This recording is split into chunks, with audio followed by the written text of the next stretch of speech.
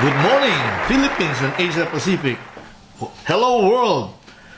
Welcome to another exciting episode of Ayos Hermo, the Filipino Community and Public Service Show. Ladies and gentlemen, today's program is extra special. After 50 years, I am reunited with my college classmate. And what a joy it is to see him again after so long. Back in college, I remember him as someone who is kind, humble, and always ready to lend a helping hand. Even then, you could see the seeds of service and compassion planted in him. Fast forward to today, and those seeds have grown in life into a life dedicated to healing and helping others. He became a medical doctor. But more than that, he chose the path of missionary work, bringing not just medicine, but also hope, faith, and love to those in need. Amen. Our theme for today is blessed to be a blessing to others. And his life is a shining example of exactly that. It is with deep pride, honor, and joy that I welcome my friend, my classmate, and a true servant of humanity, Dr. Edgar Egay Manawis, and her beautiful wife, Dr. Debbie Manawis. Let's welcome. Doc Egay na lang tawag ko siya. Oh, yes, of course, sure. Welcome to our show. Egay na lang. Oh, Egay na lang. Doc. Egay. Yeah. I think you're good. Oh. Our theme tonight is blessed to be a blessing Yes.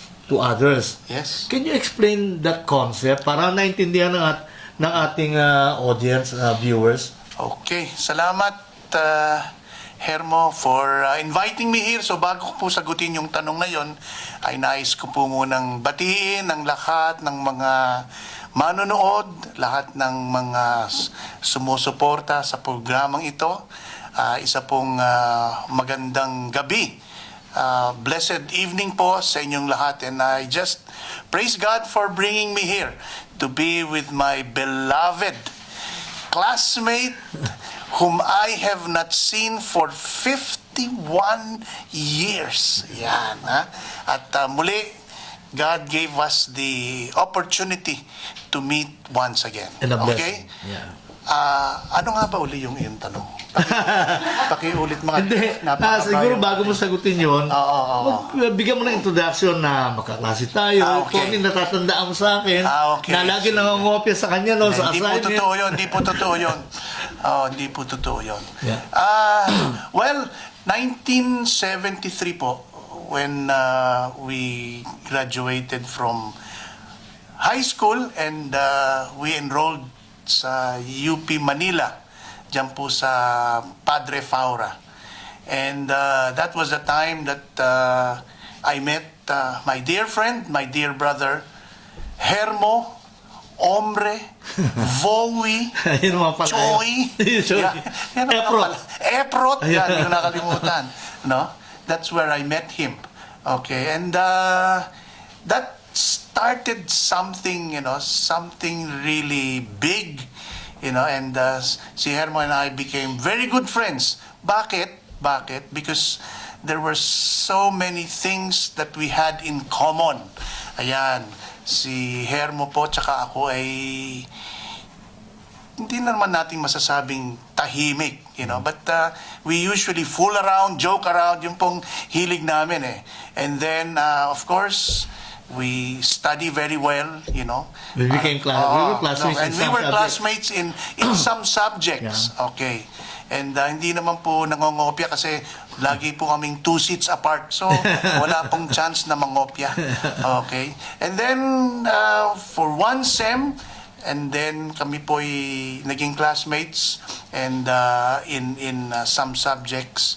And then, at kami po ay nahiwalay after one sem. Ako po ay nagpunta ng UP College of Arts and Sciences sa Diliman ang aking pong kasing naging course ay Bachelor of Science in Zoology. At yan po ay wala... Pre-med yun, pre-med Oo, yan course. po ang aking pre-med course. At si Brad Hermo ata ay Political Science. Yes. Oo. Sayang, political sayang. Oo, political. Oo. At magmula po noon, after 1 year, hindi na po kami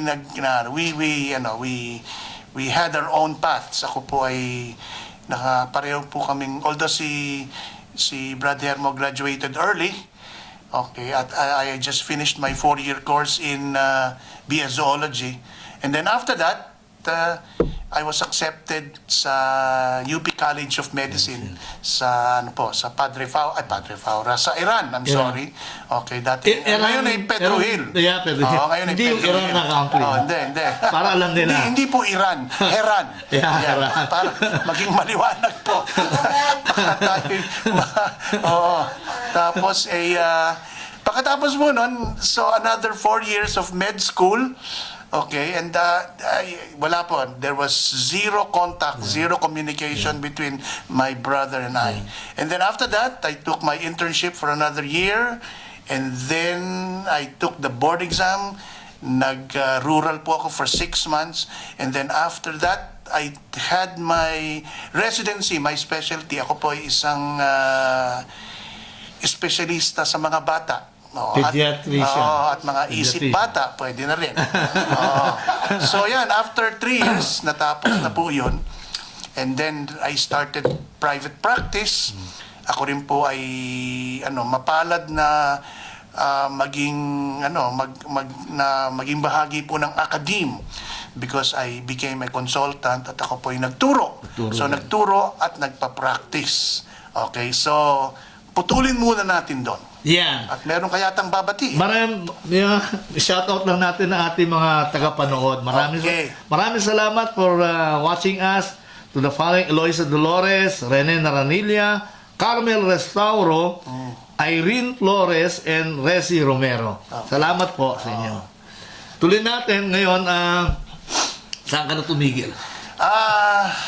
Ayun, so kami nag-umpisa ng hanggang sa kailangan mapunta muna tayo kay Debbie. So kami nasa med school nung kami nasa Diliman. That's when I met my wife, Ayun. Debbie. Doon Doon nabuo ang aming matamis relasyon. Yeah, So I mean, she also went to med school, so wala pa. Magkaklase kayo? Hindi, ang aking may bahay ay sa University of the East, College of Medicine. And then after nung med school, ako tapos na rin ng med school, so pumasok ako ng pediatrics, siya naman ay pumasok ng obstetrics. So OB-GYN. OB. So finally, after 8 years ng aming ng aming pagiging mag-on. Yung ngayon, magkasinta. Magkasinta. Magjowa. Magjowa. Yan ang mga miling magjowa. Magjowa. Up to date ka pa lang, no? Magjowa. Trending. Okay. Finally, January 7, 1984 kami ay nag-isang dibdib. Mabuhay ang bagong kasal. At makaraan ng isang taon, pinanganak ang una naming anak na ang pangalan ay David. He is now 40 years old. He was born November 30. And then after 2 years, my wife became pregnant again. And we had our second child, a girl. Ang pangalan niya ay Sarah. And she is now in California bilang isang occupational therapist. OT. Yes.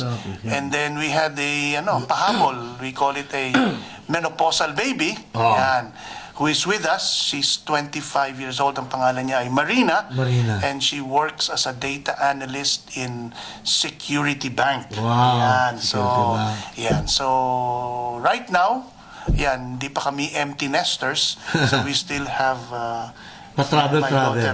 Tsaka may mission pa kayo na gagampanan, di ba? Yan, okay. Diyan na ba tayo pupunta? Yeah, let's talk about the mission. Kasi isa sa purpose ng Ayos Hermo is so that the people will learn something from our guests who will be sharing your experiences and your stories Okay. that will give us a lesson and an inspiration in life. Now, umpisa natin, bakit blessed to be a blessing to others? Okay. Doc, Again. That's a very good $64 question. Well, noong taong 2000, dinala kami ng Panginoon sa Genesis 12. Genesis 12, 1 to 3. Ipaliwanag mo yung Genesis Okay. 12. Genesis 12, yun ay, that is what we call the Abrahamic Covenant, Okay. na kung saan inutusan ng Panginoon si Abram pa lang ang pangalan niya nun na to leave his family, to leave his household, to leave his country, and go and I will send you or bring you to a place. Hindi naman sinabi ng Panginoon kung anong place yon, di ba? And sabi niya, in short, I will bless you and you will be a blessing to many nations. Oh, so doon doon nag-umpisa ang aming pagtawag. So, tinatawag kami ng Panginoon. Alam na namin na kami ay tatawagin niya as cross-cultural mission. Ibig sabihin, tatawagin niya kami, hindi sa Pilipinas, ngunit sa ibang bansa. Ngunit, nung 2000 na yun, nung binigay sa amin yun ng Panginoon, we never had an idea where it will God take you. will take us or will bring us. So nakaraan ng so eventually, slowly, nag-downsize kami ng aming practice, nag-resign ako dun sa aking mga pinagtuturo ang mga kolehiyo. And then, nung June 12, 2002, nagkaroon ng isang missionary conference. Bumalik yung 2 missionary namin nang galing sa aming simbahan na nagmi-mission na sa Vietnam noon since 1995. Okay. So bumalik sila, share lang nila yung kanilang mga experiences sa Ho Chi Minh City. Dating Saigon yun. Dating Saigon. Tama ka, Brad. Okay. So kinuwento lang nila na sila ay nangangailangan ng helper o ng parang makakasama, magiging katuwang sa ministry. Yeah. At ang sabi nila ay sana tulad din nila, mga manggagamot, at sana ay yun ay at least mag-couple, mag-asawa, tapos yun nga mga manggagamot at sila ay involved sa church, sa discipleship, nagtuturo ng Bible study, ganon, at interesado sa community health. Oo. So sabi ko sa aking may bahay, nako, hindi siguro tayo yan, no? Kasi Vietnam, hindi tayo dyan. Yeah. Kasi communist country yan, hindi tayo pwedeng tawagin dyan. Until finally, na-confirm nga na Vietnam will be the place that God will really lead us. So the Holy Spirit enlightened you. Oh yes, it was the Holy Spirit that put in our hearts kasi there was some anong tawag mo dyan, yung Epiphany? Hindi pa pagpayag, no? Yeah. I was not really Enlightenment siguro. It is Vietnam until na-confirm na. So finally in January 14 of 2003 we left with my wife and with my 2 daughters. We left for Vietnam. Pamilya. My eldest son was left kasi he was in high school and he was about to graduate. And, he was about to go to college. So that started it. And then our first 2 years in Vietnam was dedicated to the study of the language. So marunong ka ng Vietnamese? Well, siguro Carabao Vietnamese, but my wife probably will speak more, more fluently. Hindi naman, conversational Vietnamese. That will Batiin mo sila. Oo. Quay Khao. Sige. Xin chào. Xin chào. Xin chào. Quay Khao. Sige.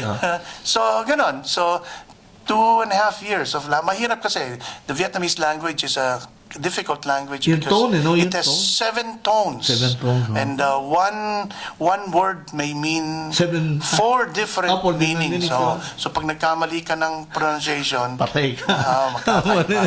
magkakaiba. So after that, nung balikan ko lang, so nung tinawag kami ng Panginoon, we really had to leave everything. We really even left part of our immediate family. We left our church, we left our friends, we left our ministry, and of course we left our private practice. Yeah. No? Yeah. So ano yan, that was just parang it was in obedience. Yeah. It was in obedience to God. That's why wala kaming wala. So it's like you had a transformation from tending to physical health to Yeah. now spiritual health. Yeah, Diba? parang Is that what's happening? Yeah, parang yun yung sinasabi ko sa iyo na this is from success to significance. Yeah, success, Oo. Yung success, that was when I was doing what I want to do. Successful yun. Oh, and then significance is when it was God telling us what to do. Yun ang success Yeah. to significance. Oh, Yun ay okay. very important. Yeah, okay. Okay, at sandali, kapatid, meron ka pa yatang ibang babatiin. May babatiin pa. Oo, batiin mo. Shout out again to the following: Margarita Ferguson, Rosie Gonzalez, Sally and Willie and Rada and Eloy Salao. Thank you very much po for watching our tonight's episode of Ayon Sermo. Salamat po. And then, Continue. yun, our first 2 years, hindi naman, it was not really that difficult adjusting to the culture. Yeah. Kasi the Vietnamese and the Filipinos had some things in common, being Asians. Although the Vietnamese were more Chinese. Kasi the Vietnamese were under Features and features. under the Chinese rule for almost 1,000 years. Oh. So, ang And kanilang they're geographically adjacent. yeah, diba? yan, malapit lang They sila. share borders. Oo. So within those 2 years, ang bait naman ng Panginoon, by the grace of God, I was doing a Bible study among expats, mga foreigners to. Oo. And then somebody asked me, so sabi nila, Dr. Edgar, would you like to join us because we are forming an international clinic? Oh, okay. Oh, so ang unang response ko naman is, hindi ko na sinabing, it's okay, I'll just pray about it. Pero I knew that it was the Lord speaking. So ang sabi ko, yes, by all means, I would like to join you. So yun ang naging aking platform why I was able to stay in Vietnam for almost 16 years. 16 years, Oo. wow. That's So I was a doctor. Nung una kaming 2 years, we were students. That's why we were able to legally stay in Vietnam. meron kayong visa. Yeah, we had a visa. And then after that, from then on, our visa became a work permit, a work visa, because we had a labor contract. So the police will not bother us. Yeah. So, Pakita mo lang yun. di ba? So I will just show our visa and then Paano that I kayo work for a church. continuous residence kayo for 16 years in Vietnam or pabalik-balik kayo sa Edmonton, sa Philippines? Yung aming visa would usually expire after 2 years. And then the hospital will renew it for us. So we don't have to pay for our visa. They will usually work They take for care it. of that. Okay. Yeah, but during the first 2 years, it was little. We would usually go home siguro after a year or so. Okay. Kasi medyo mahal pang pamasahe nun eh. Philippine Airlines. Philippine Airlines, oh. Yeah, but when Cebu Pacific opened its doors to Ho Chi Minh City in 2011, Yeah. we were able to go home more often, at least Meron twice na rin a year. Meron na rin ng Cebu Pacific. Yeah, noong 2011. Okay. Oo, talagang they very cheap ang kanilang piso fare. Piso fare? Piso fare. Plus tax. Plus tax. Plus tax. Pero still, Oh, it was yeah. very much affordable. Yeah, yeah. So doon nagkaroon ng a lot of Filipinos came to visit Vietnam. That encouraged visit their them. relatives. Okay. So during during those 16 years, nakita talaga namin mag-asawa ang kamay ng Panginoon. I mean, we had difficult times. We had difficult times in our relationship with one another between my wife and I. The challenges. Yeah, oo, that would really bring some, yung challenges. That's Yeah. right. Yeah. Pero as far as hindi talaga the Lord talagang provided for everything kasi we have to raise support. Hindi naman kami we're not supported by our local church. Tsaka hindi naman kayo contractor eh. Yeah. But but we have a mission organization. But my work was just enough to support housing, transpo, food, even money to send home. Yeah. So the Siyempre, Lord was really That's good to he know. was really faithful. Yeah. Doon talaga namin nakita ang faithfulness Of ng God. ng Panginoon sa amin. Talagang hindi talaga siya nagkulang, and when we need it, it would usually or it will always come on time. Now, hindi talaga nalilate. I-discuss mo naman sa amin for our enlightenment and Oo. education, ano yung specific missionary work that you have done in Vietnam through the years? Parang give us an idea, bird's eye view, or Okay. Ang aming mission doon is to share the gospel to the Vietnamese and see their lives transformed. Ngayon, ang problema diyan was language. So, ang ginawa ng Panginoon is that we were working within the four walls of the evangelical church. Okay. And then within these four walls, hindi ka pwedeng galawin ng gobyerno. Oh, okay. Kasi itong mga churches na ito, they're registered. Okay. They're Parang may registered. immunity kayo, Oh, immunity they're from legal. Oh.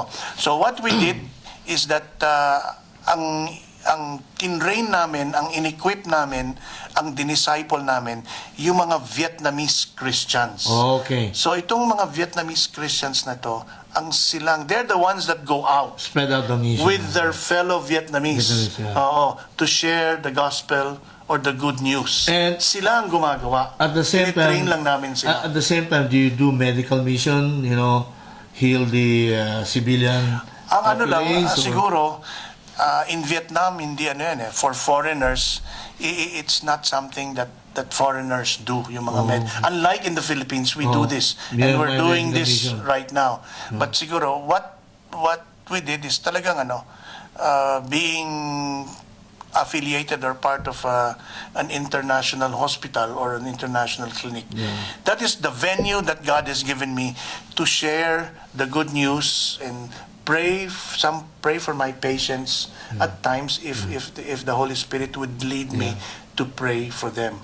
But kasi ako inside the clinic, I am with a Vietnamese nurse who is an interpreter who would interpret for me with the patients. when it needs interpretation. Kasi natuto na rin akong mag-history, kausapin sila, ipaliwanag ang kanilang mga gamot. There are times na to explain it deeper. And sometimes, I pray with them in English and my Vietnamese would translate it in Vietnamese. So am I correct to understand na the patients go to your clinic Or instead hospital. of you or hospital instead of you going out in the suburbs or in the rural areas? No. Kasi as a foreigner, you can only be confined to Designated areas. no, an international clinic. You cannot work outside locally. Oh, okay. No, you cannot. You're Kasi not allowed to do that. Nandun ang immunity nyo. Yeah, Okay. so dun lang kami pwedeng mag-work. Mag-work. That's right. That's Okay, right. yeah. Okay. Okay. So, yun. So, after almost 16 years, actually 15 years, 8 months, 1 week, and 4 days. Exactly. Yeah. Yun ang aming So, then after that, we were supposed to have a 1 year of rest. Kasi hindi pa kami nagre-rest eh. Oh. So 1 year of rest, bumalik kami to take care of our children, to take care of my mom, and to just renew, sa aming health.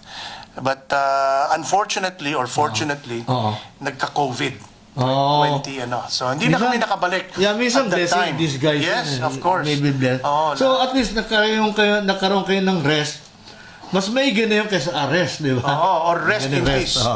Oo, di ba? Huwag naman rest in Oo peace. nga, di ba? Bata pa tayo. Di ba, bro, night? Oo. Okay. So- So, in the Philippines, you stayed there because of COVID. Oo. Then, anong pinakaabalahan ninyo or how did you carry out your mission? So, I was still praying that the Lord will open for me to do private practice again as a pediatrician. But the Lord had other plans. So, walang pintong nagbukas para sa akin. Yeah. So, what we just did is we were involved in medical missions, which happens at least 3 or 4 times, Luzon, Visayas, Mindanao, Wow. which is sponsored by a big church. So, yun ang ginagawa namin. And then, of course, we have online Bible studies. Si Debbie is involved with Bible Study Fellowship, BSF. Yeah. And then, ano pa ba? And then ako, I am the official kasambahay of our house. Ako Parang- ang Canadian. Oh. Oo. Tagaluto Canadian. Magluto ka na dyan. Canadian. Maglaba ka na dyan. Maglaba Canadian. Pareho lang tayo. Oo, yun ang aking Kahit ano na ngayon. nakahiwalay tayo. Yun din ang kapalaran ko sa Edmonton. Yeah, we Maglinis just- Canadian. Naging Canadian din ako eh. Tanggap natin yun. Oo, of course. Because of the Lord, di ba? Laging Sabi, mahalin ng mga asawa, di ba? pag Mga may ginagawa. bahay. Laging Yeah. meron naman joy. Paglingkuran. Oo. Yeah, may joy. Yeah. Yeah. Love your wife Yeah. as Christ loved the church. Ganyan. Teka muna, Oo. gusto ko i-clarify sa mga manonood. Oo. Pag sinabing joy, Oo. adjective po yun. Oo. Hindi tao. Oo nga, naku, baka nakikinig. Baka mapagkamalan nila, meron Joy. na. Naging Oo. clarify Yan ang natin. mga isa sa mga fruit of the Spirit. Yeah. Oo. Ito isang tanong ko. Doc Egay. Can you share one significant moment that you can remember during your stay in Vietnam doing the mission so that our audience will derive something, take home something, and learn something from your experience? Okay. Sabi ko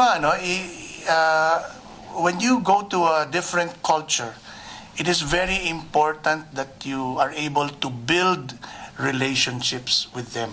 Bill Bridges. Dapat makuha mo yung kanilang pagtitiwala.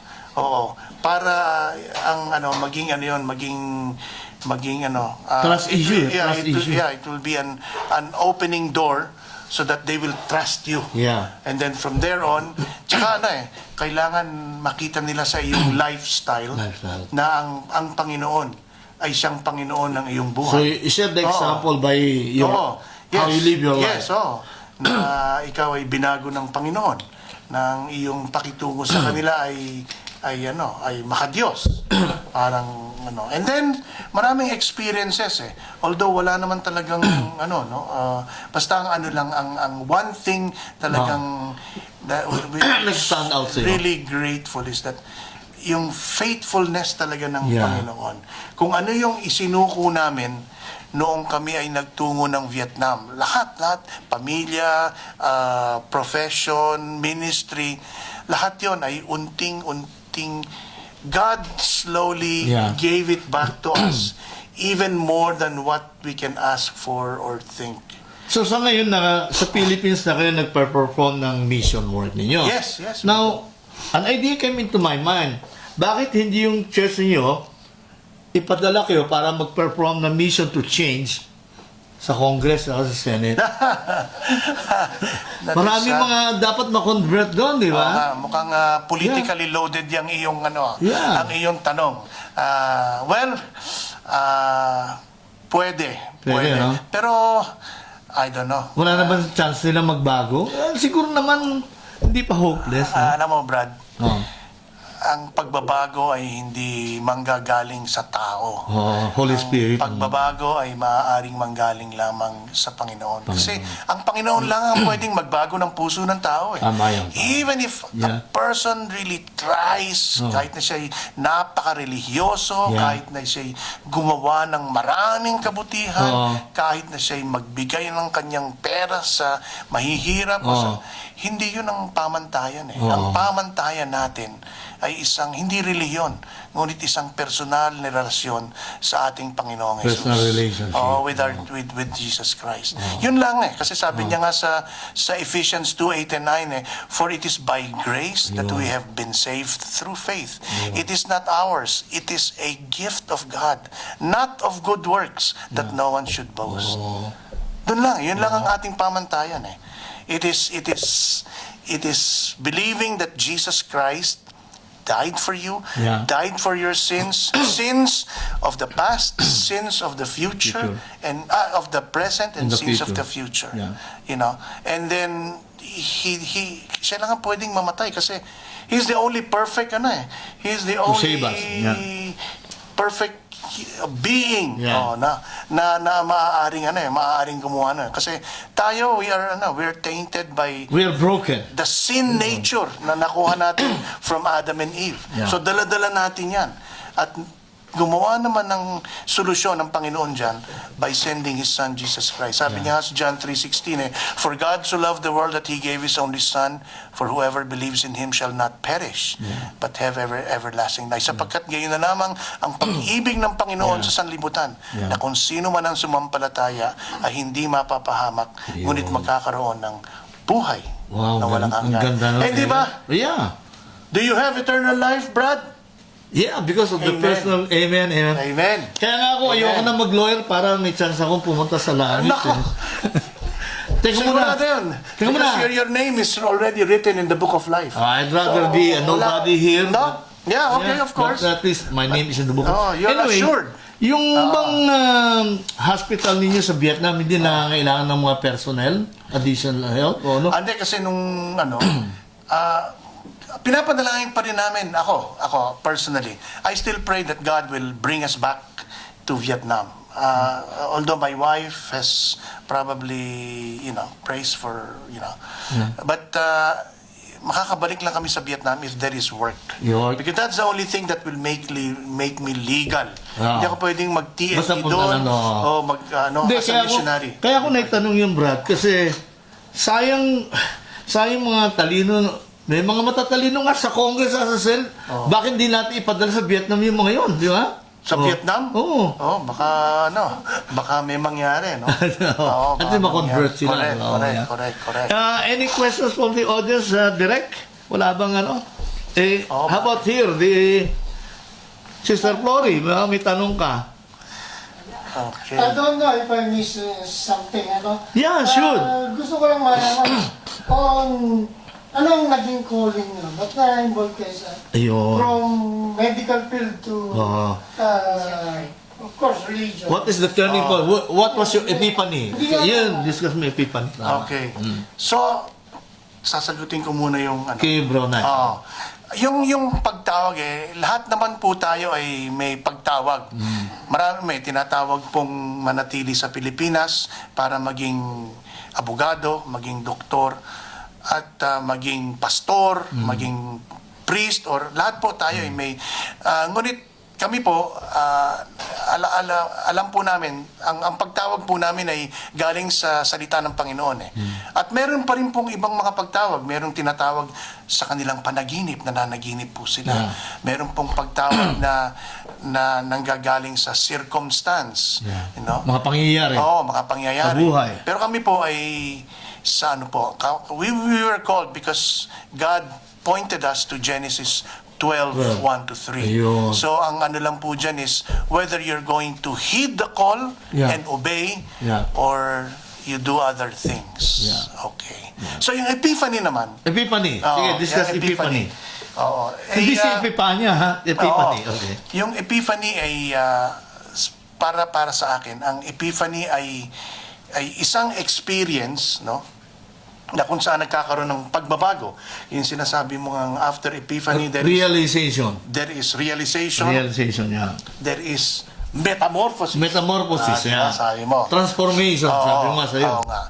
Ako'y ihahalin tulad ko naman yan sa aking experience. Ang naman yan is, ang epiphany para sa akin ay kung saan nagkakaroon ng pagbabago sa iyong puso na kung saan tinatanggap mo ang Panginoon bilang iyong Diyos at tagapagligtas at isinusuko mo ang iyong buhay 100% sa Panginoon. At dahil dito, yun ang tinatawag na salvation. Pareho yan. Epiphany, salvation, marahil pareho.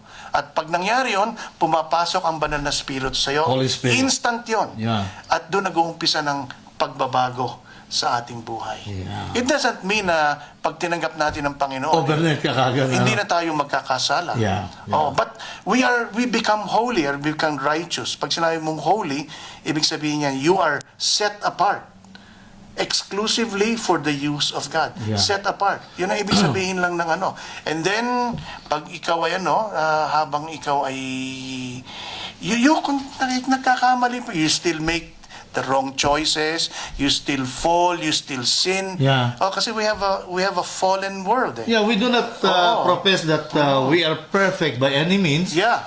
We admit that we are just persistent sinners, Okay. struggling every day on our way to holiness. You know. Correct. Yeah. So we still sin, but we sin less. Yeah. Hindi tayo sinless, but we sin less. Kasi andyan na ang Panginoon.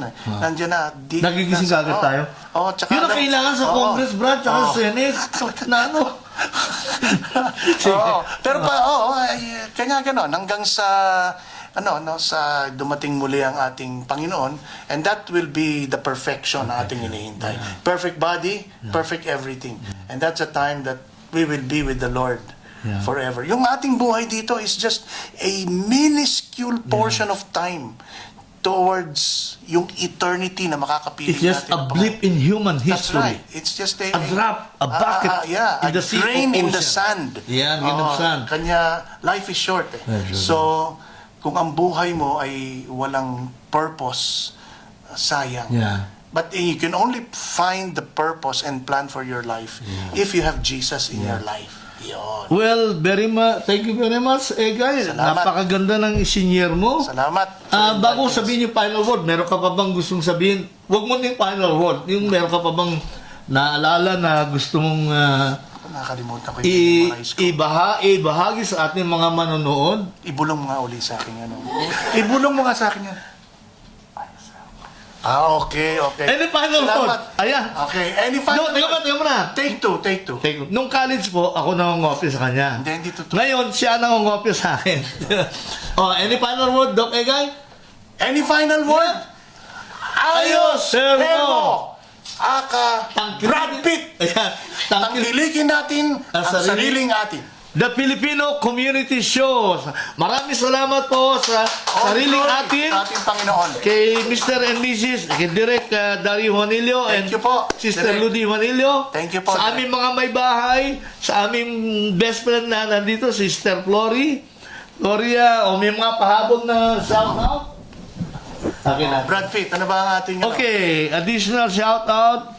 Thank you very much, Marie Rosales, Fe Mendoza, and Dion Dadibas for watching tonight's episode of Ayos Hermo. Salamat po. Salamat po. God bless all. God bless po. Take Salamat care. po.